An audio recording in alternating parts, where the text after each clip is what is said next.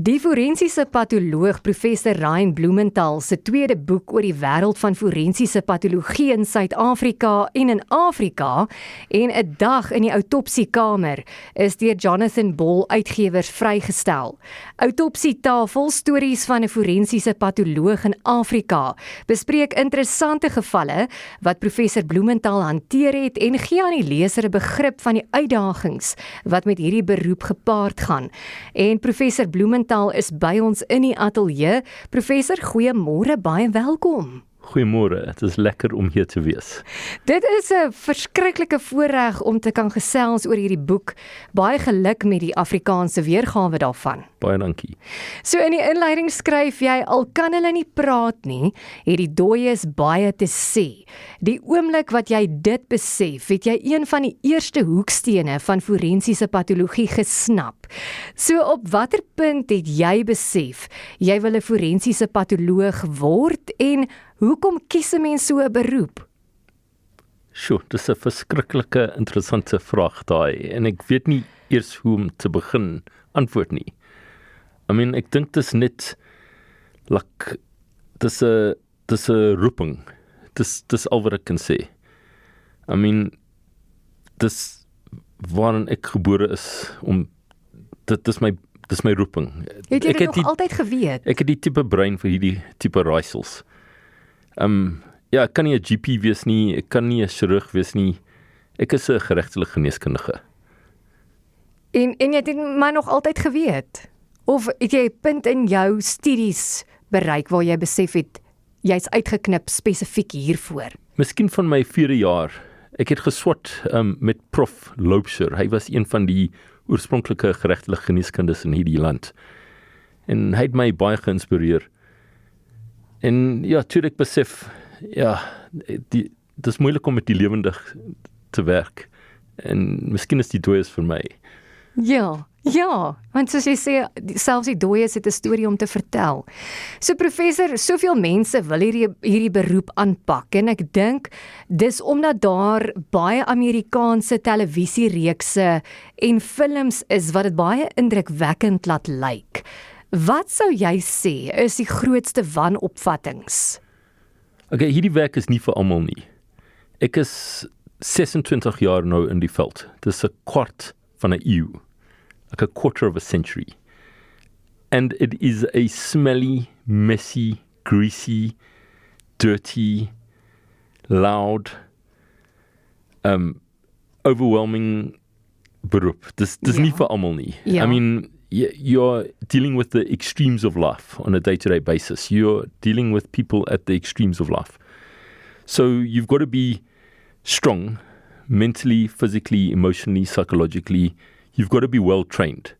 So the metaphor that I like to use is like that of a ship's captain. So you cannot just be a ship's captain. You've got to study at the feet of a good captain. So you've got to know how to sail the rough seas. You need a good boat that is seaworthy. Like you need a good mortuary to work in. And you need to know where you're sailing. You can't just get in the ocean and float around. Hierdie werk, you got to have all those three things. So net voordat ons op die lig gegaan het jy so vlugtig verwys na hoe 'n dag lyk in jou beroep. Hoeveel lijkskouings het jy al gedoen in jou beroep en hoe werk 'n dag in 'n lijkhuis? Hoeveel lijkskouings word byvoorbeeld gemiddeld per dag gedoen? Okay, kan ek net vir jou 'n snapshot gee van Suid-Afrika op die oomblik? So daar's omtrent 46 million people in South Africa op die oomblik. Give or take 1 or 2. 46 million people. And we lose about 1% of the population per year just to natural death. So we will lose between 400 to 600,000 people every year from natural death. That's like AIDS, cancer, TB. Dis natuurlike doodsoorsaake. Ek het te doen met onnatuurlike dood. So dis moorde, ongelukke, selfmoorde. And this is between 60 to 80,000 gevalle. Nou, daar is net tussen 60 tot 80 geregtelike geneeskundiges vir die heel van Suid-Afrika. So ons doen elk omtrent tussen 450 en 650 lijkskouings per persoon per jaar. Jo. So ons doen omtrent 3 tot 4 lijkskouings per persoon per dag. Ew. So ons werk hard hier in Suid-Afrika. Nou wat is 'n onnatuurlike sterfte? Dis enige sterfte waarmee die reg gaan betrokke wees. So any death due to a force, direct, indirect, chemical, physical, any sudden unexpected death where there's questions, any death under anesthetic, or any death as gevolg van 'n doen of 'n late. So these make up between 60 to 80,000 deaths a year in South Africa. Dit is skrikwekkend. So ek weet hierdie is 'n roeping, jy is geroep om hierdie werk te doen.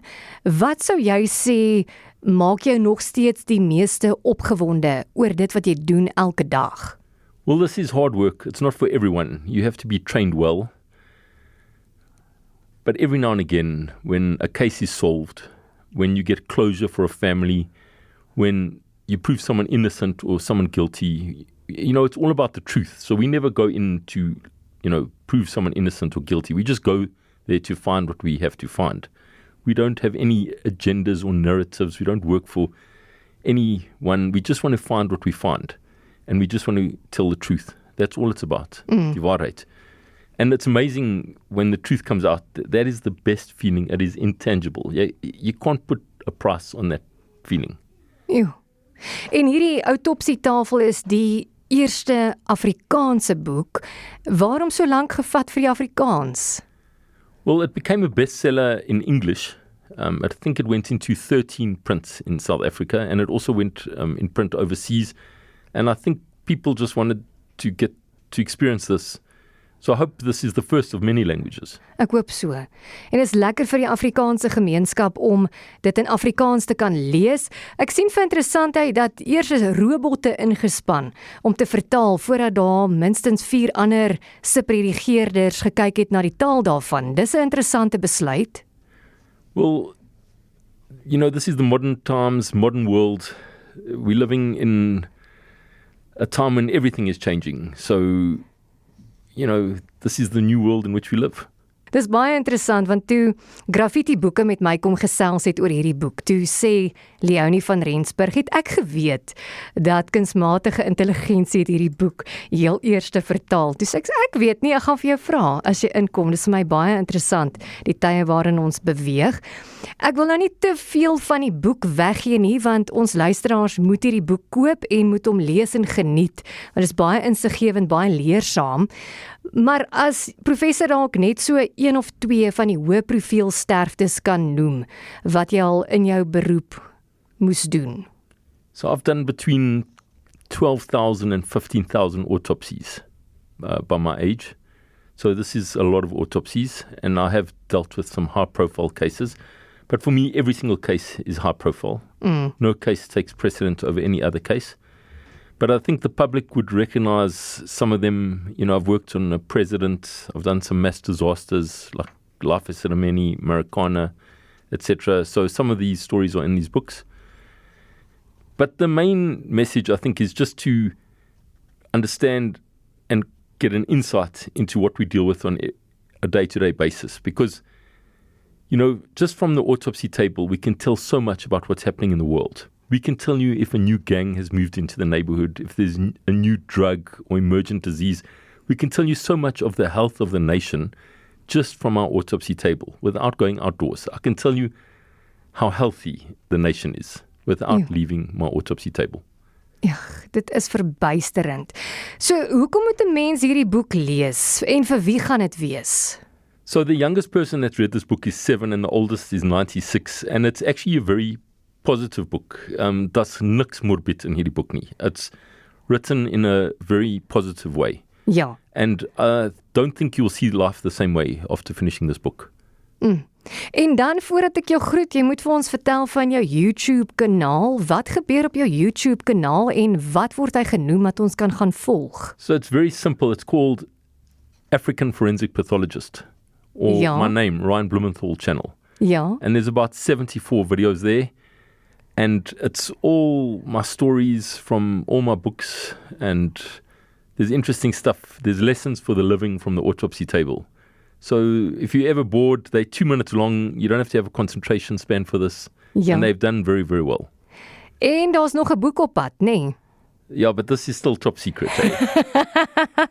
Goed, so ons gaan nie daaroor uitvra nie. Prof, baie dankie dat jy ingekom het ateljee toe om te gesels oor autopsietafel stories van 'n forensiese patoloog in Afrika. Ons gaan na YouTube kanaal volg en verseker weer met jou gesels. Dankie vir jou tyd. Baie dankie. Dankie. Dis autopsietafel stories van 'n forensiese patoloog in Afrika. Dis deur Jonathan Ball Uitgewers uitgegee en is nou by alle vooraanstaande boekwinkels beskikbaar. Voilà.